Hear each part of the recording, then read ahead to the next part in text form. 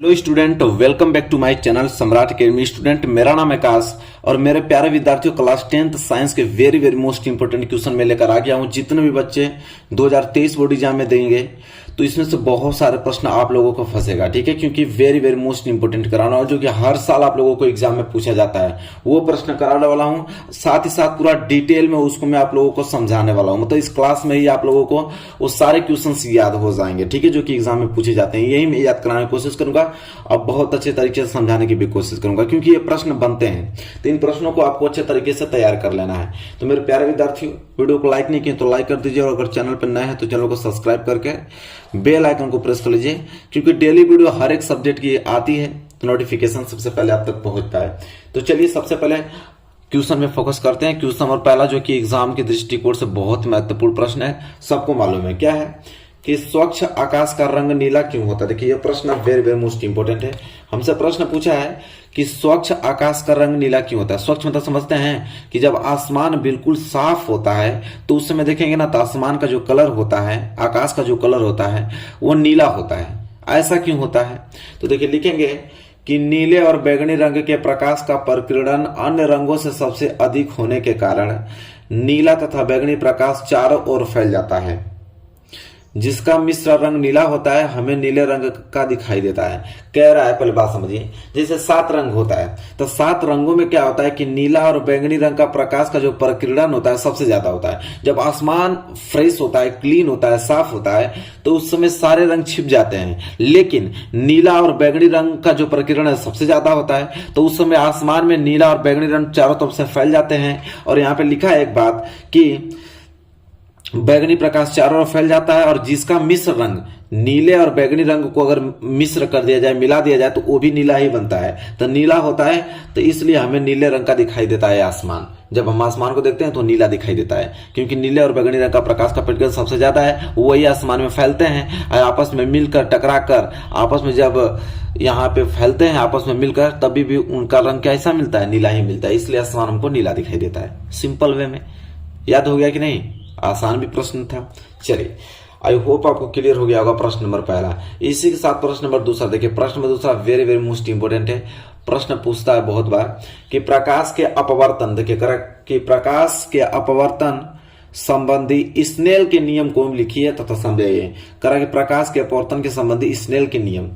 तो देखिए, लिखेंगे कि आपतन कोण कीजिए साइन आई और अपवर्तन कोण कीजिए जो होता है साइन आर का अनुपात जो होता है कि 2 माध्यमों के लिए नियतांक होता है, जिसे दूसरे माध्यम का पहले माध्यम के सापेक्ष अपवर्तनांक कहते हैं। देखिए, तो क्या कहता है कि जिसे दूसरे माध्यम का पहले माध्यम के सापेक्ष अपवर्तनांक होता है, जो जब उसका अनुपात नियतांक होता है साइन आई बटे में साइन आर बराबर नियतांक, इस नियम को ही हम क्या कहते हैं? स्नेल का नियम कहते हैं। तो जब भी आपसे कोई पूछे कि प्रकाश के अपवर्तन संबंधी स्नेल का नियम बताइए, तो आप उनको ये कह दीजिए कि आपतन कोण की जो साइन आई होती है और परावर्तन कोण की अपवर्तन कोण की जो साइन आर होता है, ये दोनों का अनुपात बराबर होता है। ऐसे हम कहते हैं, जिसे हम ये भी कह सकते हैं दूसरे माध्यम का पहले माध्यम के सापेक्ष अपवर्तनांक।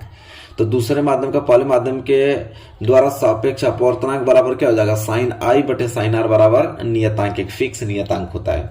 और इस नियम को हम क्या कहते हैं? स्नेल का नियम कहते हैं। बस इतना ही टॉपिक आप लिखेंगे, नंबर आपको पूरा फुल मिलने वाला है। तो आई होप आपको क्लियर हो गया होगा कि स्नेल का नियम क्या है प्रकाश के अपवर्तन के संबंधी, ठीक है। चलिए, इस प्रश्न को हटाते हैं, क्वेश्चन नंबर तीसरा लाते हैं। चलिए, क्वेश्चन नंबर तीसरा वेरी मोस्ट इंपोर्टेंट क्वेश्चन है। क्या है कि आंख की समंजन क्षमता से क्या तात्पर्य है? आंख की समंजन क्षमता किसे कहते हैं? तो सिंपल है कि निकट स्थित वस्तुओं का रेटिना पर स्पष्ट प्रतिबिंब बनाने हेतु नेत्र लेंस की फोकस दूरी को आवश्यकता अनुसार परिवर्तित कर लेने की क्षमता को नेत्र की समंजन क्षमता कहते हैं। अब तो ये पूरा आप लिख लीजिए। अब समझिए नेत्र की समंजन क्षमता होता क्या है। जैसे हम समझिए, देखिए ये पेन है, पेन को मैंने इतना दूर रखा है तो पेन हमको स्पष्ट दिखाई दे रही है। अभी मैं पेन को एकदम बिल्कुल अपने आंख के एकदम पास ले चला जाऊंगा तो हमें स्पष्ट दिखाई देगी, लेकिन हमें क्या करना पड़ेगा? आंख को बिल्कुल छोटा करना पड़ेगा। आंख को छोटा करके ध्यान से देखना पड़ेगा। यही वस्तु बहुत दूर रहेगी तो बहुत दूर रहेगी तो आंख को हम थोड़ा बड़ा करके देखेंगे, उस वस्तु को स्पष्ट देखने की कोशिश करेंगे। तो जो आंख को बड़ा करके किसी वस्तु को स्पष्ट देख रहे हैं, आंख को छोटा कर किसी वस्तु को स्पष्ट देख रहे हैं, ठीक है। तो आंख को बड़ा होना छोटा होना किसके कारण हो रहा है, तो समंजन क्षमता के कारण ही हो रहा है। तो वही कह रहा है कि निकट स्थित वस्तु को रेटिना पर स्पष्ट प्रतिबिंब बनाने हेतु नेत्र लेंस की जो फोकस दूरी को आवश्यकता अनुसार परिवर्तित कर लेने की जो क्षमता है, जो फोकस दूरी को हम बड़ा कर रहे हैं, छोटा कर रहे हैं, ठीक है, तो उसकी जो क्षमता है उसे ही नेत्र की समंजन क्षमता कहते हैं। बिल्कुल आसान तरीका से आप इस प्रकार समझेंगे, बिल्कुल आसान है। तो आई होप आपको क्लियर हो गया। क्वेश्चन नंबर तीसरा है, क्वेश्चन नंबर तीसरा very very most important question, पूरा का पूरा क्लियर हो गया होगा आप लोगों को। तो क्लियर है ना, बिल्कुल आसान तरीके से ये सारे प्रश्न बनेंगे आप लोगों को, बस आप एकदम बिल्कुल अच्छे तरीके से एकदम तैयार कर लीजिए, इसको रटिए मत, समझिए। चलिए अब यह प्रश्न क्या है कि तेल एवं वसायुक्त खाद्य पदार्थों को नाइट्रोजन से प्रभावित क्यों किया जाता है, ठीक है। इसका मतलब ये चीज है कि जो चिप्स वगैरह पैकेट में आता है, देखेंगे चिप्स है तो चिप्स में हवा भरा होता है, ठीक है, तो उसमें हवा कौन सी गैस भरा होता है, उसमें नाइट्रोजन गैस भरा होता है। तो ये कह रहा है कि तेल से बनी वस्तुओं या वसायुक्त खाद्य पदार्थों में नाइट्रोजन गैस क्यों भरते हैं, ठीक है। तो चलिए जानते हैं क्या कारण होता है कि उसमें नाइट्रोजन गैस भरते हैं। तो कह रहा है कि क्योंकि तेल व वसायुक्त खाद्य पदार्थ ऑक्सीजन के साथ मिलकर विकृत गंधिता उत्पन्न करते हैं, जबकि नाइट्रोजन ऐसा नहीं कर पाता। अतः चिप्स आदि बनाने वाले चिप्स की थैली में नाइट्रोजन गैस भरकर वायुरोधी कर देता है, ताकि थैली में कोई भी ऑक्सीजन न हो और खाद्य सामग्री का जो ऑक्सीकरण न हो सके। इसका मतलब ये कह रहा है मेरे प्यारे विद्यार्थियों कि अगर उसमें नाइट्रोजन गैस नहीं भरेंगे उस पैकेट में, तो उसमें ऑक्सीजन गैस चला जाएगा। जब ऑक्सीजन गैस जाएगा ना, तो ऑक्सीजन गैस उस चिप्स के साथ रिएक्शन कर उसको विकृत गंधित कर देगा। विकृत गंधित मतलब रंग में परिवर्तन कर देगा और गंध में परिवर्तन कर देगा। इसलिए उसको बचाने के लिए हम नाइट्रोजन गैस डालते हैं, क्योंकि नाइट्रोजन गैस अक्रिय गैस होता है, वो तो किसी के साथ रिएक्शन नहीं करेगा ऑक्सीजन के साथ, तो अक्रिय गैस है। तो इसलिए जब तक नाइट्रोजन गैस उसके अंदर रहता है तब तक वो सारी सामान सुरक्षित रहता है। जैसे उसको फाड़ के खाएंगे और 2 दिन रख देंगे तो उसमें आपका ऑक्सीजन चला जाएगा, तो ऑक्सीजन चला जाएगा तो भाई उसको क्या कर देगा, उसके साथ रिएक्शन करके उसके गंध और रंग में परिवर्तित कर देगा। कभी देखे होंगे आप लोग कि जो चिप्स का पैकेट मिलता है, फूला हुआ चिप आपका चिप्स का पैकेट, उसको 4 दिन 10 दिन 20 दिन रख देंगे तो कभी खराब नहीं होगा। लेकिन उसको फाड़ देंगे और उसमें से नाइट्रोजन गैस निकल जाएगा और 2-3 चिप्स खाकर आप सोचेंगे चलिए रख देता हूं, अब 2-3 दिन बाद खाऊंगा, तो उसमें ऑक्सीजन हेलकर उसको देखेंगे तो उसके स्वाद को ही चेंज कर देगा, उसका रंग को भी परिवर्तित कर देगा, ठीक है। इसलिए हम क्या करते हैं कि उसमें कभी भी जो भी तेल और वसायुक्त खाद्य पदार्थ होता है उसमें हमेशा नाइट्रोजन गैस डालते हैं। पूरा क्लियर हुआ ना, डिटेल में एकदम अच्छे तरीके से समझा दिया आप लोगों को। चलिए, तो कोई भी आपसे पूछेगा कि जो चिप्स मार्केट में खरीदने जाते हैं, चाहे कोई भी पैकेट वाला सामान खरीदे जाते हैं, उसमें जो गैस भरा होता है तो नाइट्रोजन गैस भरा होता है। समझ गए आप, नाइट्रोजन गैस उसको सुरक्षित रखता है, अक्रिय गैस होता है, रिएक्शन नहीं करता है। जैसे उसको फाड़ेंगे तो बस काम गड़बड़ा जाएगा, उसमें ऑक्सीजन चला जाएगा, ऑक्सीजन रिएक्शन कर लेगा। चलिए, सारी चीजें देखिए, रटना नहीं है, बिल्कुल समझना है। समझे रहेंगे तो एग्जाम में किसी प्रकार लिख देंगे। आइए अगला प्रश्न है कि प्लास्टर ऑफ पेरिस बनाने की एक रासायनिक समीकरण लिखिए। तो कह रहा है कि प्लास्टर ऑफ पेरिस बनाने की एक रासायनिक समीकरण लिखिए। तो देखिए, प्लास्टर ऑफ पेरिस का जो रासायनिक नाम होता है वो होता है कैल्शियम सल्फेट हेमीहाइड्रेट। क्या होता है? कैल्शियम सल्फेट हेमीहाइड्रेट, ठीक है। तो इसका अणु सूत्र हो जाएगा कैल्शियम सल्फेट, हेमी मतलब आधा आपके पानी के अणु होंगे इसमें, या तो इसको ऐसे कहते हैं calcium sulphate whole twice H2O, ठीक है। इसका रासायनिक सूत्र है। तो रासायनिक सूत्र पूछता है प्लास्टर ऑफ पेरिस बनाने के एक रासायनिक समीकरण लिखिए, ठीक है। तो इस प्रकार आप लिख देंगे इसको। तो ये प्रश्न नंबर 5 था, छोटा क्वेश्चन है, पूछ लेता है 2 नंबर के लिए।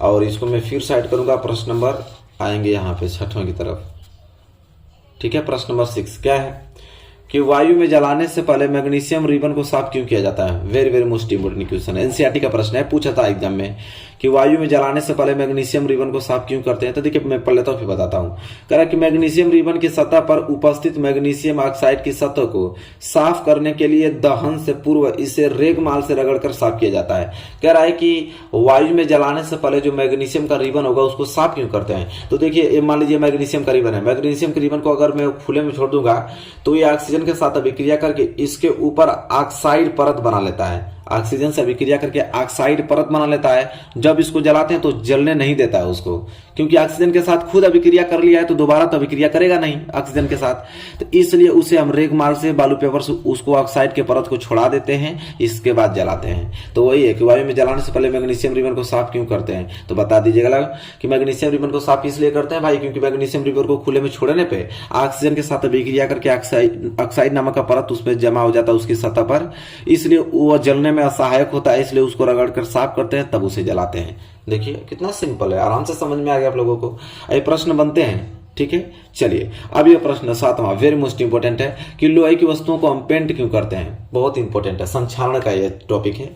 लोहे की वस्तुओं को हम पेंट क्यों करते हैं, तो आप लिखेंगे कि लोहे की वस्तुओं पर पेंट करने से उसकी अभिक्रिया वायु में उपस्थित नमी व ऑक्सीजन से नहीं हो पाती है तथा वह जंग लगने से बच जाती है। सिंपल वे में, जैसे लोहा है, लोहा को अगर पेंट नहीं करते हैं, छोड़ देंगे, तो लोहा क्या होगा कि वायुमंडल में उपस्थित ऑक्सीजन के साथ या नमी के साथ या किसी अम्लता के साथ अभिक्रिया करके, ठीक है, उसको धीरे धीरे क्या करेगा, क्षरण करने लगेगा। ठीक है, इस पे आपका ये होता है ना कि मूर्छा पकड़ लिया है, उस प्रकार के पीले पीले अवक्षेप इस पे बनने लगेंगे, उसको संक्षारण करने लगेगा।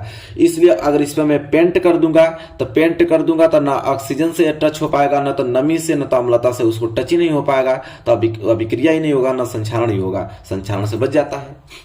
बताइए कितना आसान टॉपिक है, पूरा क्लियर हो गया ना कि लोहे की वस्तुओं को हम पेंट क्यों करते हैं। चलिए संक्षारण से बचाने के लिए भाई हम लोग करते हैं कि ताकि नमी जो कि ऑक्सीजन से अभिक्रिया ना कर पाए वो। ठीक है, चलिए क्लियर हो गया। कोई डाउट इसमें नहीं होना चाहिए, बिल्कुल नहीं होना चाहिए, क्योंकि प्रश्न बहुत ज्यादा इंपॉर्टेंट है। चलिए अगला प्रश्न देखिए। यह प्रश्न क्या है कि मैं दोनों प्रश्न इसको ध्यान नहीं दिया, वही प्रश्न लिख दिया था कि तेल एवं वसायुक्त खाद्य पदार्थों को नाइट्रोजन से प्रभावित क्यों किया जाता है। तो हम लोग टॉपिक पढ़े ही हैं, ठीक है, तो 2 बार इसको लिख दिया था क्योंकि इंपॉर्टेंट टॉपिक था, इसलिए हमने 2 बार लिख दिया था भूल कर। ठीक है, अब आइए अगला प्रश्न, प्रश्न नंबर 9। प्रश्न नंबर 9 क्या है, कह रहा है कि संतुलित रासायनिक समीकरण क्या है, रासायनिक समीकरण को संतुलित करना क्यों आवश्यक है। भाई सबको मालूम है कि संतुलित रासायनिक समीकरण क्या है। देखिए पहले पढ़ता हूं डिटेल में, आप इसको नोट कर लिए फिर समझाता हूं। कह रहा है कि संतुलित रासायनिक समीकरण वह है जिसके दोनों ओर प्रत्येक तत्व के कुल परमाणुओं की संख्या समान होती है। लगभग सभी रासायनिक अभिक्रियाएं द्रव्यमान संरक्षण के नियम का पालन करती हैं, अतः रासायनिक समीकरण को संतुलित करना आवश्यक होता है। जैसे मैं क्या कहना चाहता है इसको थोड़ा समझिए बारीकी से। कह रहा है कि संतुलित रासायनिक समीकरण किसे कहते हैं। देखिए जैसे यहाँ पे हाइड्रोजन है और ऑक्सीजन है, हाइड्रोजन और ऑक्सीजन की अभिक्रिया कराएंगे तो बनेगा आपका जल, H2O बनेगा। ठीक है, तो अब देखिए संतुलित नहीं है, बिल्कुल भी संतुलित नहीं है, क्योंकि हाइड्रोजन के 2 परमाणु, हाइड्रोजन के 2 परमाणु, इसमें ऑक्सीजन के 2 परमाणु, इसमें ऑक्सीजन का 1 परमाणु है। तो अगर यहाँ पे 2 लगा दूंगा तो ऑक्सीजन भी 2, लेकिन हाइड्रोजन 4 हो जाएगा, इसलिए यहाँ पे 2 लगा दूंगा तो हाइड्रोजन भी 4। अब यह संतुलित रासायनिक समीकरण है। तो कह रहा है कि पहले संतुलित रासायनिक समीकरण क्या है, तो वही तो चीज है कि संतुलित रासायनिक समीकरण वह है जिसके दोनों और प्रत्येक तत्वों के कुल परमाणुओं की संख्या समान हो। देखिए हाइड्रोजन 4 इसमें है, हाइड्रोजन 4 इसमें हो गया, ऑक्सीजन 2 इसमें भी हो गया, और यहाँ पे भी देखें हाइड्रोजन 4 इसमें हो गया, ऑक्सीजन 2 हो गया। कब, जब इसको मैं संतुलित किया हूं तब, जब मैं इसको संतुलित किया हूं तब ऐसा कंडीशन बना है। ठीक है, तब इसे हम बोलेंगे कि संतुलित रासायनिक समीकरण है, क्योंकि अभिकारकों में उपस्थित परमाणुओं की संख्या उत्पादों में उपस्थित कुल परमाणुओं की संख्या के बराबर, इसलिए संतुलित है। फिर कह रहा है कि रासायनिक समीकरण को संतुलित करना आवश्यक क्यों है। जैसे पहले H2 था और O2 था, तो यह बन रहा था H2O, तो यह आपका असंतुलित है। तो कह रहा है इसको संतुलित करना आवश्यक क्यों है, तो आवश्यक इसलिए है क्योंकि द्रव्यमान संरक्षण का नियम कहता है कि द्रव्यमान को न तो ह्रास किया जा सकता है, न तो नष्ट किया जा सकता है, न तो उत्पन्न किया जा सकता है। तो भाई जितना द्रव्यमान इसमें होगा उतना द्रव्यमान इसमें भी होगा, बात है साफ साफ। तो इसमें हाइड्रोजन के 2 परमाणु, इसमें हाइड्रोजन के 2, इसमें ऑक्सीजन के 2, इसमें ऑक्सीजन के 2 होना चाहिए, लेकिन यहाँ पे 1 है, तो भाई गड़बड़ हो गया ना, कम तो होता नहीं है, तो इसको करना ही पड़ेगा। इसलिए हम द्रव्यमान संरक्षण के नियम के अनुसार किसी भी रासायनिक समीकरण को संतुलित करते हैं। ठीक है, नहीं तो गड़बड़ हो जाएगा। तो क्लियर हो गया ना, यही चीज तो लिखा था मैं, यही चीज समझा दिया आप लोगों को, कितना सिंपल है। चलिए अगला प्रश्न, ये बहुत इंपॉर्टेंट है टॉपिक कि रेडॉक्स अभिक्रिया किसे कहते हैं, उदाहरण देकर समझाइए। देखिए रेडॉक्स अभिक्रिया को अपचयन उपचयन अभिक्रिया भी कहते हैं। रेडॉक्स अभिक्रिया को उपचयन अपचयन अभिक्रिया भी कहते हैं। जैसे वह रासायनिक अभिक्रिया जिसमें एक अभिकारक का ऑक्सीकरण तथा दूसरे अभिकारक का अपचयन होता है। ऑक्सीकरण को उपचयन भी कहते हैं, ऑक्सीकरण हो या उपचयन हो, तथा दूसरे अभिकारक का अपचयन होता है, रेडॉक्स अभिक्रिया या उपचयन अपचयन अभिक्रिया कहलाती है। जैसे एग्जांपल मैं आप लोगों को समझा देता हूं, कह रहा रासायनिक अभिक्रिया जिसमें एक अभिकारक का आपका उपचयन या ऑक्सीकरण होगा और दूसरे अभिकारक का अपचयन होता है, उसे रेडॉक्स अभिक्रिया कहते हैं, या उसे उपचयन अपचयन अभिक्रिया भी कहते हैं। जैसे रिएक्शन में बता दूं आप लोगों को, जैसे मैं ले लेता हूं कॉपर ऑक्साइड CuO, ये आपका कॉपर ऑक्साइड है। अगर मैं इसकी अभिक्रिया हाइड्रोजन से करा देता हूं तो यहाँ पे अब गिब्स आपको मिलेगा H2O, जल बनेगा और कॉपर बनेगा, ठीक है, कॉपर। तो ये आपका रेडॉक्स अभिक्रिया। कैसे? देखिए ऑक्सीजन, देखिए कॉपर ऑक्साइड, एक तो कॉपर ऑक्साइड का यहाँ पे आपको क्या हो रहा है, उपचयन। कॉपर ऑक्साइड का क्या हो रहा है, उपचयन, जिसमें से ऑक्सीजन की क्या हो, कमी हो, और ऑक्सीजन की कमी हो। जैसे ऑक्सीजन इसमें है और देख रहा हूं तो ऑक्सीजन यहाँ पे नहीं है, मतलब ऑक्सीजन गायब हो गया। तो जिस तत्व से ऑक्सीजन गायब हो जाता है उसे उपचयन कहते हैं, ठीक है। क्या कहते हैं, और उपचयन कर रहा हूं, अपचयन, सॉरी इसे अपचयन लिखिएगा। जिसमें ऑक्सीजन क्या हो जाता है, गायब हो जाता है, उसे क्या कहते हैं, अपचयन, ठीक है। ऑक्सीजन यहां से गायब हो गया, अपचयन कहलाएगा। और यहाँ पे हाइड्रोजन, हाइड्रोजन में देखिए हाइड्रोजन अकेला था, लेकिन हाइड्रोजन यहाँ में, हाइड्रोजन में ऑक्सीजन जुड़ गया। जब हाइड्रोजन में ऑक्सीजन जुड़ गया तो हो गया उपचयन। क्या हो गया, उपचयन, उपचयन। तो वही चीज है। एक देखिए वह रासायनिक अभिक्रिया जिसमें एक अभिकारक का, देखिए एक अभिकारक का तो आपका हो रहा है यहाँ पे अपचयन और दूसरा अभिकारक हो रहा है उपचयन। तो इस प्रकार की अभिक्रिया को हम रेडॉक्स अभिक्रिया कहते हैं। सिंपल, समझ में आ गया ना आप लोगों को? देखिए कितना सिंपल था। तो एग्जाम्पल आप लोग उतार लीजिएगा। तो जिसमें ऑक्सीजन का कमी होता है उसमें अपचयन कहते हैं, जिसमें ऑक्सीजन जुड़ता है उसे उपचयन कहते हैं। यहाँ तक तो सारे टॉपिक आपको पूरा बिल्कुल क्लियर हो गया अच्छे तरीके से, कोई भी डाउट आपको यहाँ तक नहीं होगा, पूरा अच्छे तरीके से समझ में आ गया मेरे प्यारे विद्यार्थियों। चलिए हम आगे बढ़ेंगे। अगला प्रश्न, बहुत सारा प्रश्न भी हम लोगों को करना है। अगला प्रश्न देखिए यहाँ पे, प्रश्न नंबर 11। चलिए अगला प्रश्न क्या है इसे समझेंगे। अगला प्रश्न है कि ऊष्माक्षेपी, जिसे दहन अभिक्रिया भी कहते हैं, ऊष्माक्षेपी एवं ऊष्माशोषी अभिक्रिया का क्या अर्थ है, उदाहरण दीजिए। तो उदाहरण देकर समझाना है कि ऊष्माक्षेपी कैसे कहते हैं। तो भाई ऊष्माक्षेपी उसमें कहते हैं कि जिसमें ऊष्मा निकलती हो, मतलब जिन रासायनिक अभिक्रियाओं में उत्पाद के निर्माण के साथ साथ ऊष्मा भी उत्पन्न होती है उन्हें ऊष्माक्षेपी या दहन अभिक्रिया कहते हैं। जैसे में प्राकृतिक गैस का दहन, जैसे मीथेन है, मीथेन गैस को वायु की उपस्थिति में जलाएंगे तो यहाँ पे कार्बन डाइऑक्साइड गैस, जल और यहाँ से कुछ ऊष्मा भी आपको मिलेगा। तो देखिए जिसमें उत्पाद के साथ साथ ऊष्मा भी मिलता हो उसे ऊष्माक्षेपी अभिक्रिया कहते हैं। सिंपल, ठीक है। चलिए इसके बाद है ऊष्माशोषी अभिक्रिया। ऊष्माशोषी क्या होगा, जिसमें ऊष्मा का अवशोषण होता हो, ऊष्मा खर्च होती हो। जैसे जिन रासायनिक अभिक्रिया में ऊर्जा अवशोषित होती है उन्हें ऊष्माशोषी अभिक्रिया कहते हैं। जैसे नाइट्रोजन को ऑक्सीजन में जलाएंगे, तो नाइट्रोजन को ऑक्सीजन में जलाएंगे तो यह ऊष्मा लेगा। नाइट्रोजन को ऑक्सीजन के रूप में जब इसको जलाएंगे तो आपका ऊष्मा लेगा। तो यहाँ पे बनेगा NO और इसमें से ऊर्जा निकल रही है, ठीक है, मतलब ऊर्जा को अवशोषण हो रहा है। तो ऊर्जा का अवशोषण होता है तब माइनस लगाते हैं और ऊर्जा निकलता है तब प्लस लगाते हैं। देखिए यहाँ पे ऊर्जा का निकल रहा था तब प्लस लगा रहे थे, यहाँ पे ऊर्जा अवशोषण हो रहा था तो इसलिए हम लोग माइनस लगा रहे हैं। ठीक है, क्लियर है यहाँ तक? चलिए एक एग्जांपल और मैं दे देता हूं आप लोगों को ऊष्माशोषी अभिक्रिया का। देखिए ऊष्माशोषी का जिसमें जो ऊर्जा है अवशोषित होता हो, तो जैसे मैं आपको एक दे देता हूं फेरस सल्फेट का, या FeSO4। यह फेरस सल्फेट है जो कि आपका सॉलिड रूप में होता है। जैसे ही इसको गर्म करेंगे, क्या करेंगे, गर्म करेंगे, तो गर्म कर रहे तो मतलब ऊर्जा का अवशोषण हो रहा है ना, तो गर्म करेंगे तो भाई आपका टूट जाएगा फेरस ऑक्साइड में, Fe2O3 फेरस ऑक्साइड जो कि सॉलिड बनाएगा, और टूटेगा आपका SO3, ठीक है, मतलब सल्फर ट्राइऑक्साइड गैस और सल्फर डाइऑक्साइड SO2 गैस में टूटेगा। तो देखिए यहाँ पे इसको तोड़ने के लिए हम ऊर्जा लगा रहे हैं, ऊष्मा लगा रहे हैं, तो ऊष्मा का क्या हो रहा है, अवशोषण हो रहा है। तो इसलिए क्या कहलाएगा, किसका रिएक्शन है, ऊष्माशोषी अभिक्रिया का। तो इसको भी नोट कर लीजिएगा, ठीक है। तब वो सारी चीजें डिटेल में पढ़ाई जाएंगी, कोई दिक्कत नहीं है, रटने कोई जरूरत नहीं, समझने की जरूरत है, ठीक है। समझे रहेंगे तो सारी चीजें काम आएंगी, आप एग्जाम में आसानी से लिख पाओगे।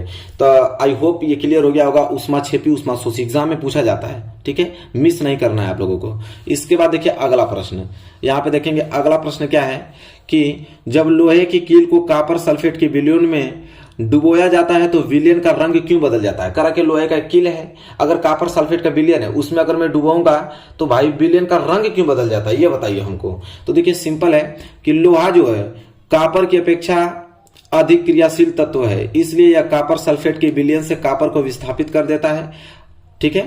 तो देखिए अब कैसे क्या होता है देखिए होता यह है, जैसे ये आपका लोहा है या फिर ये लोहा जो कि सॉलिड है, ये आपका कॉपर सल्फेट है, कॉपर सल्फेट का विलयन है इसलिए एक्वस लिखा हूं। अब कॉपर सल्फेट की विलयन में इस लोहा को मैं डालूंगा, अब लोहा को मैं डालूंगा तो रिएक्शन करेगा। तो लोहा देखिए क्या है कि लोहा अधिक अभिक्रियाशील है कॉपर से, तो कॉपर को विस्थापित करके कॉपर को अलग कर देगा और यह लोहा सल्फेट के साथ मिलकर आयरन सल्फेट बना लेगा। ठीक है, क्या बनेगा? फेरस सल्फेट इसको बोलते हैं। यहां पे इसको काटिए, इसको बोलते हैं फेरस सल्फेट। क्या बोलते हैं? फेरस सल्फेट बना लेगा। अब रंग कैसे बदल जाता है तो समझिए, जो फेरस सल्फेट बनाता है वो हल्का हरा रंग का होता है। कैसा होता है? हल्का हरा रंग का होता है। मैं यहां लिख भी देता हूं कैसा होता है, हल्का हरा। यहां पे लिख देता हूं हल्का हरा, हल्का हरा रंग का होता है और यह नीला रंग का होता है। तो रंग चेंज हो गया कि नहीं? कि जैसे ही कॉपर को हम जैसे ही लोहा को हम कॉपर सल्फेट की विलयन में मिलाएं तो उसका रंग बदल गया। इससे बदल गया क्योंकि लोहा सल्फेट के साथ अभिक्रिया करके फेरस सल्फेट बना दिया। अब फेरस सल्फेट हल्का हरा रंग का होता है और यह कॉपर सल्फेट नीला रंग का होता है, इसलिए इसका कलर चेंज हो गया। तो क्लियर हो गया ना आप लोगों को बिल्कुल अच्छी तरीके से। ये एक चीज आपको छूटेगा नहीं मेरे प्यारे विद्यार्थियों, रट्टा मरवाने की कोशिश नहीं करना है हम लोगों को। मैं आपको सारी चीजें डिटेल में समझा के यहाँ से जाऊंगा, ठीक है, कि ताकि आपको याद हो जाए और एग्जाम में अच्छा मार्क्स आप ला पाएंगे। तो मेरे प्यारे विद्यार्थियों, वीडियो आपको कैसी लगी बताइए। डेली वीडियोस आपको मिलेंगी मेरे चैनल पर हर एक सब्जेक्ट की, ठीक है। तो चैनल को सब्सक्राइब कर लीजिए, वीडियो को लाइक नहीं किए तो लाइक करके बेल आइकन को प्रेस कीजिए। मिलेंगे एक प्यारे से नेक्स्ट वीडियो में, तब तक के लिए धन्यवाद।